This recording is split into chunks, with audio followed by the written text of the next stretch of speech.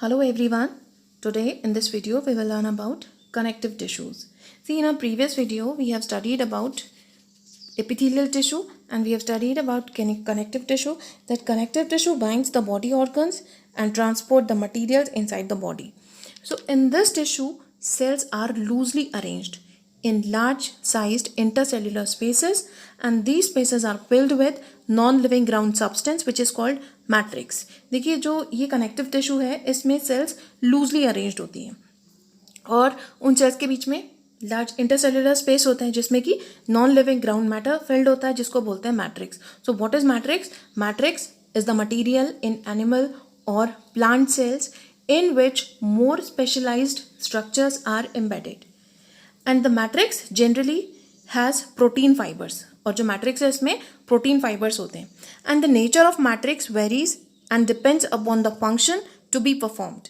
It may be fluid, jelly like, dense और rigid. देखिए, जो मैट्रिक्स है ये इसका स्ट्रक्चर डिपेंड करता है फंक्शन के अकॉर्डिंग. जैसे जिस टिश्यू का जो काम है उसके अकॉर्डिंग इसका स्ट्रक्चर होता है. जैसे ये फ्लूइड भी हो सकता है, जेली लाइक भी हो सकता है, डेंस भी हो सकता है और रिजिड भी हो सकता है. And this tissue acts as binding and packing tissue between internal organs of the body.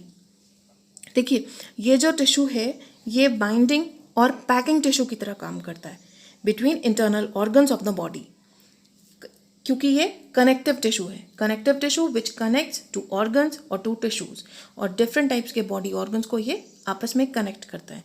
उनमें कम्युनिकेशन भी कनेक्टिव टिश्यू की हेल्प से होता है. तो this tissue gives mechanical support, protection. जैसे skeleton it is made up of bones and it gives mechanical support to the body, and it helps in transportation of various materials like gases, carbon dioxide and oxygen, and nutrients. They are transported through blood. So connective tissue, it gives support and helps in transportation and perform other functions also. Now let's study about the different types of connective tissues. And first of all, we will learn about blood. It is red colored fluid connective tissue, and blood has fluid means liquid matrix which is called plasma, in which red blood corpuscles or red blood cells, RBCs, white blood corpuscles or WBCs and platelets are suspended.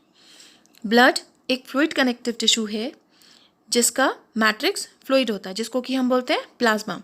और plasma में different types की cells present होती हैं जैसे RBC, WBC और platelets. And you know, plasma it contains proteins, salts and hormones, and it forms 55 to 60% part of the blood. Plasma जो है इसमें प्रोटीन, सॉल्ट्स और हॉर्मोन्स होते हैं और ये 55% से 60% पार्ट ब्लड का फॉर्म करता है. And you know, blood has cells also formed elements like RBCs. You know RBCs यानी कि red blood cells और red blood corpuscles. They are also called erythrocytes. इनको erythrocytes भी बोलते हैं. और RBCs में जो हीमोग्लोबिन पिगमेंट है it helps in the transportation of oxygen. ये ऑक्सीजन के ट्रांसपोर्टेशन में हेल्प करता है. And you know WBCs, white blood cells, they are also called leukocytes. So different types of WBCs are present in our body. What are these? Neutrophils, eosinophils, monocytes, lymphocytes and basophils. So these are different types of WBCs which are present in our blood. And you know WBCs, they defend the body against infection and disease. जो WBCs हैं ये body को defend करती हैं, protect करती हैं infections और disease में. जैसे न्यूट्रोफिल्स, ये आपको पता है they are also called soldiers of the body. And you know eosinophils, they act against allergy and parasitic infections. And monocytes, they remove the damaged and dead cells of the body. So WBC, they defend the body against infections and diseases. And platelets helps in clotting of blood. और जो platelets हैं ये blood clotting में help करती हैं। जैसे आपने देखा होगा कई बार चोट लग जाती है और खून बहने लगता है और थोड़ी देर बाद खून बहना रुक जाता है क्योंकि वहाँ पर क्लॉट फॉर्म हो जाता है। तो प्लेटलेट्स जो हैं क्लॉट फॉर्मेशन करती हैं जिससे एक्सेस में ब्लड लॉस नहीं होता है। And you know plasma it helps in the transportation of nutrients, waste, gases and hormones. तो प्लाज्मा हेल्प करता है न्यूट्रिएंट्स और जो वेस्ट हमारी बॉडी में प्रोड्यूस होता है उसको भी ये ट्रांसपोर्ट करता है, गैसेस और हॉर्मोन्स के ट्रांसपोर्टेशन में हेल्प करता है। Now next type of connective tissue is bone. Bone, it is very strong and non-flexible tissue. Bone एक बहुत ही strong और non-flexible connective tissue है. It forms the framework of the body that gives support. देखिए bones जो है एक framework form करती हैं और इस framework को हम बोलते हैं skeleton, which gives support to the body. And bones they also anchors the muscles and supports the main organs of the body. ये muscles को भी एंकर करके रखती हैं and give support and protection of the main organs. जैसे brain हमारा skull से protected रहता है. Ribcage it protects our heart and lung. And bone cells they are called osteoblast और osteocytes. Bone cells को हम बोलते हैं osteoblast या फिर osteocytes. And these cells are embedded in a hard matrix. देखिए bones बहुत ही हार्ड स्ट्रक्चर हैं तो इनका मैट्रिक्स भी हार्ड होता है एंड बोन सेल्स ये मैट्रिक्स में ही एम्बेडेड होती हैं and this matrix is composed of calcium and phosphorus compounds. Bones का मैट्रिक्स कैल्शियम और फॉस्फोरस कंपाउंड से बनता है and these minerals are responsible for the hardness of the bone.